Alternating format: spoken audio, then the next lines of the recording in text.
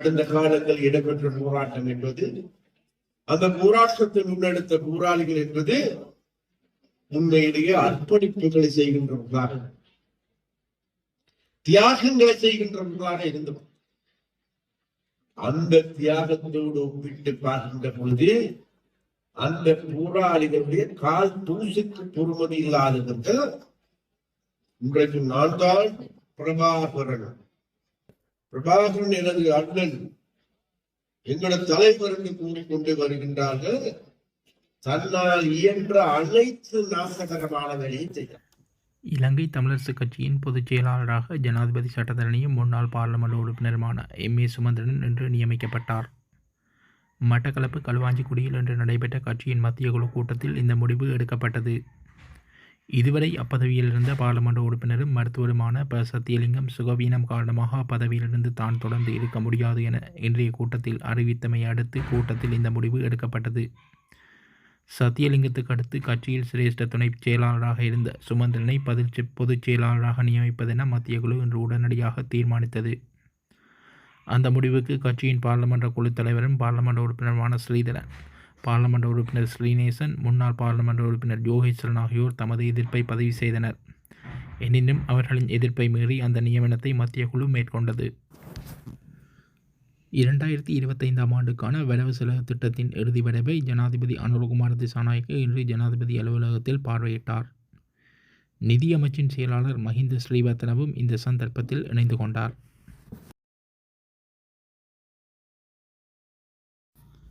அம்பாறை பெரிய நீலாவணை பகுதியில் அமைக்கப்பட்ட மதுபான சாலைக்கு எதிராக அப்பகுதி மக்கள் தொடர்ச்சியான போராட்டத்தில் ஈடுபட்டு வருகின்றனர்.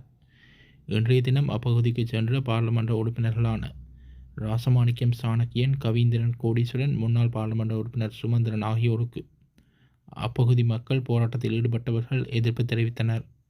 இதனால் அப்பகுதியில் பதட்டமான சூழல் ஏற்பட்டது.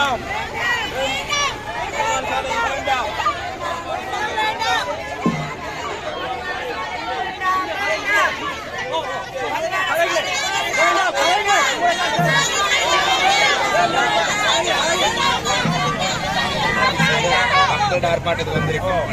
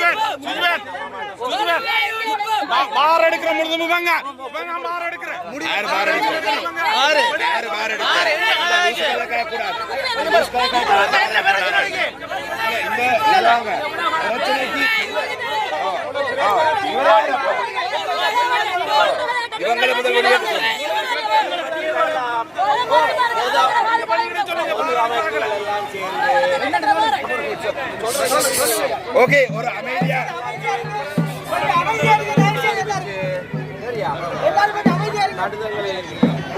நீதிமன்றத்தில் போய்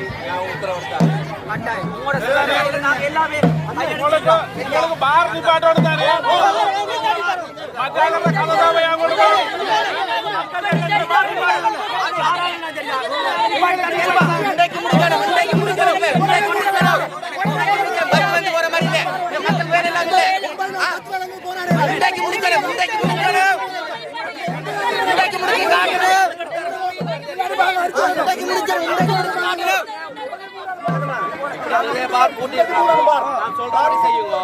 சரியா? அது எழுதிட்டாங்க நீதிமன்றத்தில்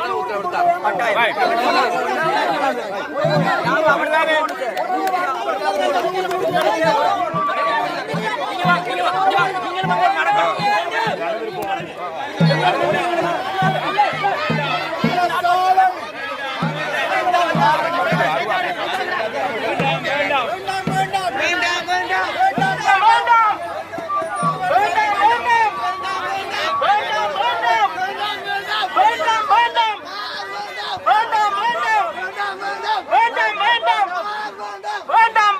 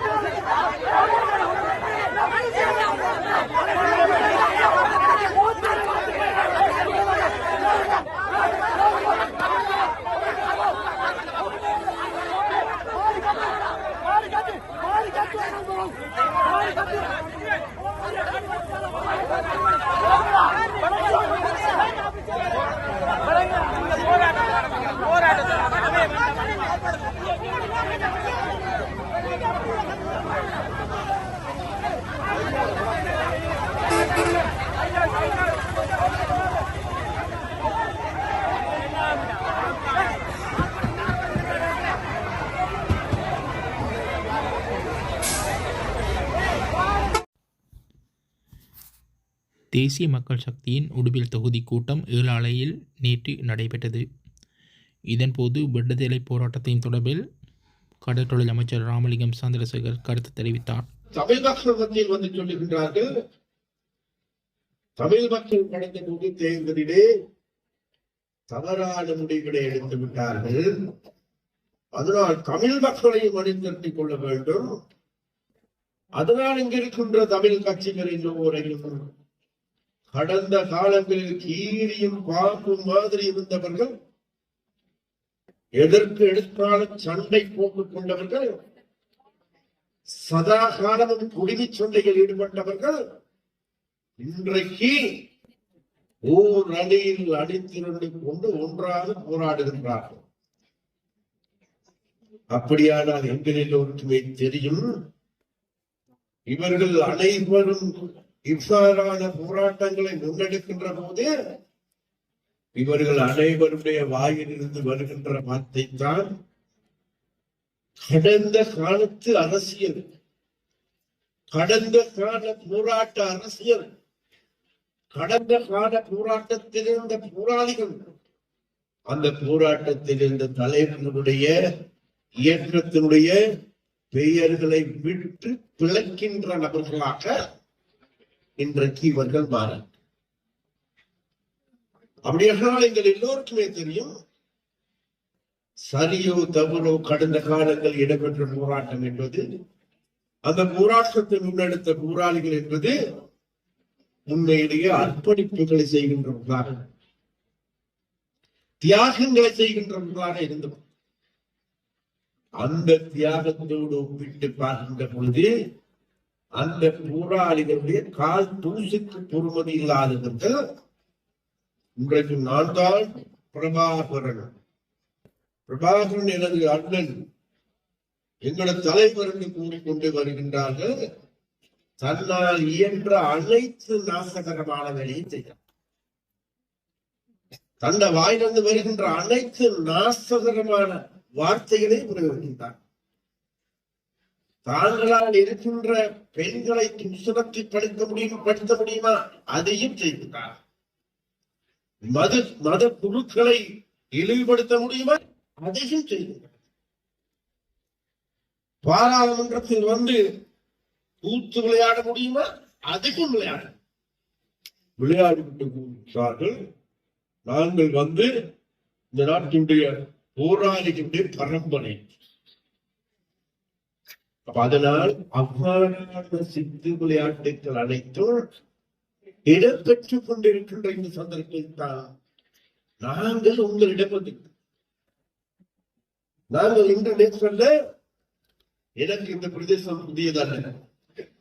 கடந்த 15 வருடங்களுக்கு மேலாக இந்த யாழ்ப்பாணத்தில் சகல பிரதேசங்களுக்கும் சென்று ஒருவரை இருவரை மூவரை சந்தித்து கலந்துரையாடி ஆரம்பத்தில் சந்திக்கின்ற பொழுது பல்வேறு அவதூறுகளையும் சந்தித்து பல்வேறு இழிச்சொற்களையும் சந்தித்து பல்வேறு விதமான தாக்கத்துக்கு உள்ளாக்கப்பட்டு இருந்த போதிலும் கூட எங்களுக்கு ஒரு இலக்கு இருந்தது, ஒரு நம்பிக்கை இருந்தது.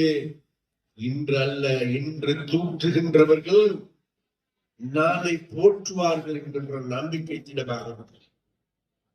அதனால்தான் தூற்றுவோர் தூற்றட்டும், போற்றுவோர் போற்றட்டும், நாம் செல்லும் வழி நேர்வழியாகட்டும் என்கின்ற துணை பொருளில் இருந்து எங்களுடைய செயற்பாடுகளை முன்னெடுத்து வந்ததனுடைய விளைவு கடந்த ஜனாதிபதி தேர்தலில் இங்க இருக்கின்ற மக்கள், முழு நாட்டில் வாழுகின்ற மக்கள் எங்களுடைய நாட்டின் தலைவனாக ஜனாதிபதியாக அனுர குமார திசாநாயக் அவர்களை தெரிவு செய்தீர்கள். அவ்வாறு அனுர குமார திசாநாயக்காவை எங்களுடைய தலைவனாக ஜனாதிபதியாக தெரிவு செய்வதற்காக வாக்களித்த மக்களுக்கு எங்களுடைய நன்றிகள். அன்று அனுரகுமார திசாநாயக் அவர்கள் ஜனாதிபதி தேர்தல் போட்டி போடுகின்ற பொழுது இங்க இருக்கின்ற அரசியல்வாதிகள் என்ன சொன்னார்? தென்னிலங்கையில் இருந்த அரசியல்வாதிகள் ராஜபக்சாக்கள், ரணில் விக்ரமசிங்காக்கள், பிரேமதாசாக்கள் எல்லோரும் என்ன சொன்னார்? அது மாத்திரமல்ல, அந்த தேர்தல் களத்தில் சேரமாக 3 நபர்கள் இருந்தார், 4 நபர்கள் இருந்தார். ஒன்று நாமல் ராஜபக்சா இருந்தார், சஜித் பிரேமதாசா இருந்தார், ரணில் விக்ரமசிங்கா இருந்தார், மறுபுறத்தில் அனுரகுமார திசாநாயக்கா இருந்தார். ரணில் விக்ரமசிங்கா 49 வருடங்களாக பாராளுமன்றத்தில் அங்கு வகித்த 5 தடவைகளுக்கு மேல பிரதமராக இருந்த முன்னாள் ஜனாதிபதியினுடைய மருமகனார், ஜெயானுடைய மகனார். அவர் போட்டி களத்தில் இருந்தார். மறுபுறத்தில் மஹிந்த ராஜபக்சவுடைய புத்திரர் நாமல் ராஜபக்ச, அப்பன் ஜனாதிபதி, பிள்ளைக்கும் ஜனாதிபதியாக வேண்டும் என்று இதுநாள் வரைக்கும் இந்த நாட்டில் எழுதப்பட்ட இந்த சரித்திரம் வாழையடி வாழையாக வம்ச பரம்பரைக்கு மாத்திரமே, பிரபுக்களுக்கு மாத்திரமே, மேட்டு குடியினருக்கு மாத்திரமே இந்த ஜனாதிபதி பதவிகள் சொந்தமாக இருந்தது. அவரும் இந்த போட்டி காலத்தில் இருந்தார். மறுபுறத்தில் சஜித் பிரேமதாசா, முன்னாள் ஜனாதிபதி பிரேமதாசனுடைய மகனார். இந்த 3 பேரும் ஜனாதிபதிகளுடைய மகன்களாக மருமகன்களாக இருக்கின்ற போது அனுரகுமார திசாநாயக்கா தமுத்தேகம் என்கின்ற கிராமத்தில், ஒரு சிறிய கிராமத்தில், ஒரு சிறிய வீட்டில் ஒரு கூலி தொழிலாளியின் மகனாக படிப்பதற்கு கூட கஷ்டமான நிலையில் உப்பிலாமி வெளிச்சத்தில் படித்த, அது மாத்திரமல்ல, படிப்பதற்காக பணம் தேடுவதற்காக ரயிலில் ஏறி வடை விற்ற நபர் இன்றைக்கு உலகமே திரும்பி பார்க்கும். நேற்று முதல் துபாயில் இருந்தார். துபாயில அவரோட கோலத்தோடு சொன்னாங்க. 150 நாடுகளுடைய தலைவர்கள் வந்து கலந்து கொண்ட கூட்டம். 150 நாடுகளிலும் பெருவாரியான தலைவர்கள் அனுரையாறு தேடி தேடி வந்து தங்களுடைய வாழ்த்துக்களை சொல்லிவிட்டு போனதாக கூறுகிறார்கள். ஏன் இன்றைக்கு உலகமே திரும்பி பார்க்கின்ற தலைவர் தான் உங்களுடைய தலைப்பு. உலகமே திரும்பி பார்க்கின்ற ஜனாதிபதி தான் உங்களுடைய ஜனாதிபதி. இப்ப அரசியல் வந்திருக்கிறார்.